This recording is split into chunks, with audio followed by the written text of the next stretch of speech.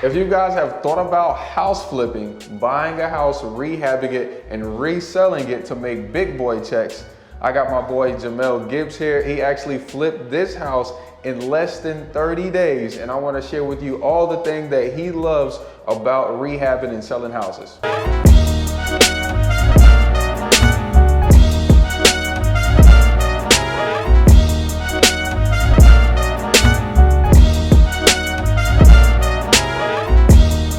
What's up, man? Wonderful to have you back on, brother. If you guys don't know, this is my guy Jamel Gibbs. He's been in the game over 20 years. Honestly, I see him as a mentor because he's flipped way more houses than me. And we was having a conversation the other day. I was like, how you get your flips done so fast? And kind of picking his brain a little bit. So I figured I'd have him on the channel so that way we can share some information with you. Just wanted to tell everybody. He said on the phone, well, I love rehabs. And so I want you to share with them why you love rehab so much, bro. Rehab's fast, easy money, man. I don't like to say easy. It's fast money. It's simple money. But obviously it comes with its issues if you don't know what you're doing and if you're not organized, man. Like how fast? Like we just did this house in 30 days. I bought it in September. We was done by October. Decided that I sat on it for a little bit, just to decide on what I wanted to do. But ultimately, within a couple of weeks, I just listed it on the market, and we had a buyer at 185, but that deal fell through. So running the open house this Sunday, I'm sure it's gonna sell, man. So, I mean, you're talking about, I bought this house for $75,000 and we got it on the market for $185. I'm confident we're gonna get $185. We're talking about, with a $45,000 rehab budget, you're talking about over $60,000 in profits in six weeks or something like that. I like so you think about how often does somebody have to get up and go to work in order to make $60,000? We could create that in 6 to 8 weeks.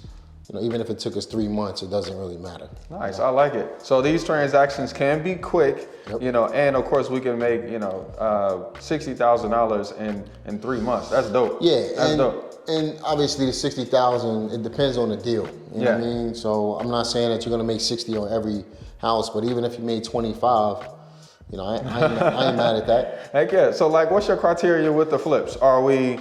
Well, hold on. Before we go into that. Tell us how we actually get it done in 30 days, because I won't shake to you. I think it's like a skill that it takes to get it done in 30 days. It's like a little bit of an organized chaos that you have to be okay with, and it's like an organization, because you don't want the flooring guys to come in before the paint guys, and you don't want the paint guys to come in before the electrical guys. Yeah. Like how you making that timeline so tight? I was just strong arm my contractors, man. No, I was kidding. No, but but seriously. But seriously. No, but for me, man, I just keep a solid team. I got a couple of good teams. The team, for instance, the team that worked on this is not working on the next one, but I got another one I just picked up right around the corner from here that we're gonna start on that one, right? But it's just having a solid team. But what we do, we just take an organized approach to everything. Number one, you need a motivated contractor that wants to work, right? The way you motivate them is you don't give them any money up front, right? Absolutely. If you give them money up front, it's cool as long as you trust the contractor. But don't let them get too comfortable. For sure. Right? The only people I give money to up front are electricians, plumbers, HVAC specialists. That's about it. I'm not gonna give a contractor who's just going in to demo out a house money up front. Absolutely. They can get paid after the demo. So that way I control the money, right? So you keep control of the deal first, and that motivates the contractor to show up. Because you could cut a contractor a check, and then you never see the contractor again. Facts. I've had to go hunting for contractors before. Absolutely. Literally. Popping up at houses. Me too. Yeah. And then they know something after that, But long story short, it's just being organized, taking an organized approach, treat it like a business. You know what I mean? You don't have to be rude and nasty with your contractors. It's not the play. Really what you want to do is just make them feel like they're a part of your team. Absolutely. Right? Absolutely. So you show them respect, they're gonna respect you back. They're gonna get the job done the right way, and Everybody is happy. Everybody get a chance to make some money. You know what I mean? So, yeah, we could take a strong arm approach, but to me, that's less effective than just making a contractor feel like they're a part of your team, sure. and then providing them with consistent work. Amen. And paying them. I like it. I like that. Yeah, man. I like that. So the last thing I wanted to talk about was the exit of this. You know, at what point, what are we looking for in a realtor that will either make or break, you know, this particular deal? Yeah, man. So before we even get into that, let me give you 5 things that I do when I'm rehabbing a house in order to be able to, you know, go from, I don't care if you're gutting out a house, you can get a house done in 30 to 45 days if you do it right? So first thing we do is we focus on a roof and a demo. Nice. Right? So that's, you got the canister, you might as well get the roof done if First. it needs to be done. If it doesn't need to be done, you don't have to do it. But you gut everything out, so everything goes in the canister, right? Second, this is phase 2. You pay the contractor for phase 1, you get your money back from your lender, you get into phase 2. Phase 2, we do all the installation stuff. So the mechanical installation. So if you need electric done, get it done while the walls are out. If you need the HVAC system done, get it done early. If you need the plumbing done, all of that stuff you do during the second phase. You could get that done in 2 weeks. Demo should be a day, and all of the mechanical stuff, only really a week. You can get all that done, 2 phases, right? The third phase, we go in, we install drywall, walls, baseboard, all of that other stuff, right? And then we paint. So that's 3 weeks right there. You got all of that done. The last phase, you install in the cabinets, the floors, light fixtures, and anything else that needs to be installed. And then you add the finishing touches to it. Nice. And then you get it clean. That's it, man. You know, keep it simple. If you literally follow that phase, right? If you follow that step-by-step order, you're good, man. Nice, I like it. No, I like that order. That's exactly the way you go, so you don't waste time or waste money. Yeah. You know, because the last thing you want to do is pay $2,500 for the paint to go up, and then the electrician got to run a wire through the wall. So as a matter of fact, let me show you something over here.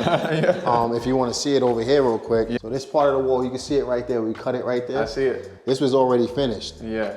And then I needed air upstairs. Yeah. So Dale, because he took a little longer than what the contractor needed. Yeah. You know, we had to come in. I had to come up with a bright idea. The importance of being a leader and understanding, you know, being a team leader, understanding what you need to do is super important. So we ran from downstairs. We ran the ductwork straight up, and all of this right here is an add-on. Nice. So it looks like it was already there. You know what I mean? So now we got air conditioner upstairs.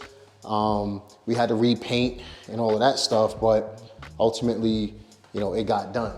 You know, so, but that split right there will tell you how we got it done. So we ran the ductwork upstairs after the fact. I love it. That's what's up. Dale's my guy. Yeah, man, he is. Good, yeah, actually, don't be afraid of like sharing your resources. By the way, that's what we do. You know, he has a guy. He's like, yo, this guy is great. Try him out. I got a guy. You know, I send him my number. You know, that's how you guys. There's no competition for real. There's no that. I do check him out and see how can I get better than Jamel. You know, that's how you stay competitive. You know, but don't be afraid of sharing and definitely networking and finding like a mastermind group in your area that you can collab with.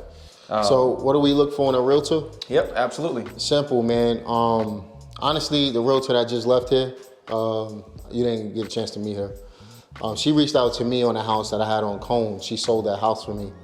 But overall, I look for realtors that understand real estate investing and understand the market too. You know what I mean? So if your realtor is passionate about investing, she owns her own investment properties, Airbnbs and stuff like that. Nice. But she also is a realtor. So she understands what's going on in the market. So, and she's a team player. She'll come in here and mop the floors. I don't have to pay somebody to do that. She paid for the mulch and everything outside. She paid for, you know, some of the stuff just to dress it up. She's a team player. Nice. So I look for a team player. I look for somebody that understands the market.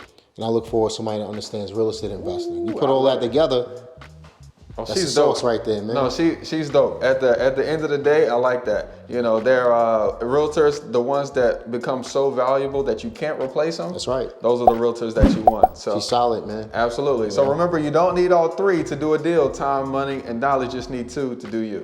Peace.